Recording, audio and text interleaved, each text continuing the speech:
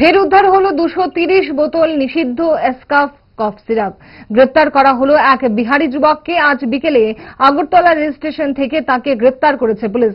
Police জানিয়েছে একটি ব্যাগে মজুদ ছিল নিষিদ্ধ কফ সিরাপ। স্টেশন চত্বরে ইতিউতি ঘোরাফেরা করার সময় সন্দেহ হয় পুলিশের। তাকে আটক করে তল্লাশি নিতেই ঝোলা থেকে বেরিয়ে আসে বেড়াল। ধৃত বিহারের যুবককে জিজ্ঞাসাবাদ শুরু করেছে পুলিশ। ঘটনার খবর দিয়ে পুলিশ কি জানালো দেখুন। আমাদের আগরতলা প্ল্যাটফর্মে চেকিং করতে বেরোয় রেল স্টেশনে।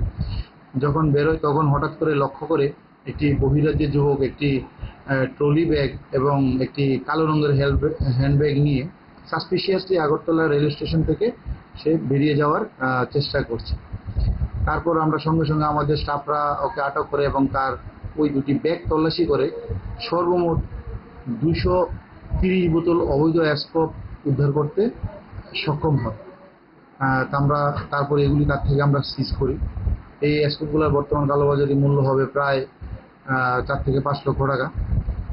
প্রাথমিক তদন্তে সে জানায় সে দেওঘর এক্সপ্রেস যে ট্রেন, সেই ট্রেনটি দিয়ে সে এসেছিল।